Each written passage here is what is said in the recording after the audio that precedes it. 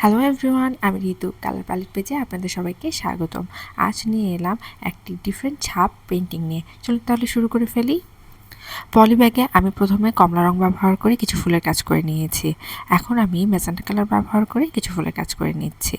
এক্ষেত্রে আমি তুলি ব্যবহার করে ছোট্ট একটি পাতার মধ্যে হালকা টিয়া রং ব্যবহার করে ছাপ দিয়ে নেব। যেহেতু এটি অনেক ছোট, তাই এখানে আমি তুলি ব্যবহার করেছি। বাসায় আমার একটি পাতাবাহারের গাছ রয়েছে, সেখান থেকে একটি ছোট্ট পাতা নিয়ে আমি এই কাজটি করছি। এই পাতা দিয়ে আগে কখনো কাজ করা হয় নাই, আজই প্রথম কাজ করছি।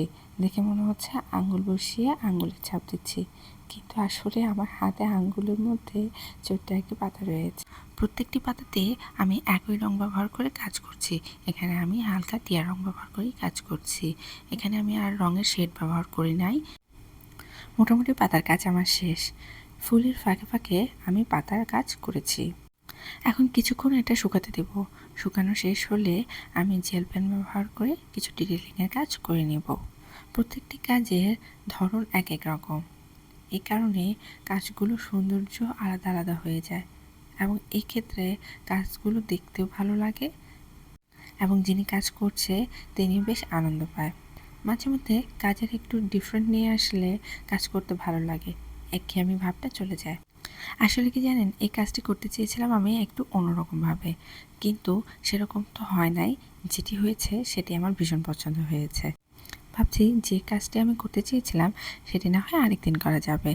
মাঝে মধ্যে এমন হয়েই থাকে, যখন আমরা এক ধরনের কাজ করতে গিয়ে আরেক ধরনের কাজ করে ফেলি। আবার দেখা যায় যে এক ধরনের লেআউট করেছি, কিন্তু কাজ করার শেষে মনে হচ্ছে আরেকটু কিছু অ্যাড করলে হয়তো ভালো লাগতো। এক্ষেত্রে হয় কি, পেন্টিংয়ের সৌন্দর্য যেভাবে বেড়ে ওঠে সেভাবে দেখতে অনেক ভালো লাগে। আমার সাথে পেন্টিং করার ক্ষেত্রে এমন তো হয় সবসময়। বেশিরভাগ ক্ষেত্রে আমি যখন কাপড়ে কোনো পেন্টিং করি, সেক্ষেত্রে মনে হয় যে কিছু অ্যাড করলে হয়তো ভালো লাগবে, বা লেআউটে যা করেছি তার থেকে কিছু জিনিস ছাড় দিলে হয়তো ভালো লাগবে।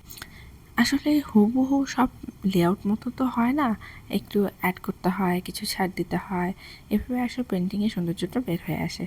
যাই হোক, আমার ফুল এবং পাতার ডিটেলিংয়ের কাজ আমি জেল পেনের সাহায্যে আস্তে ধীরে করে নিচ্ছি।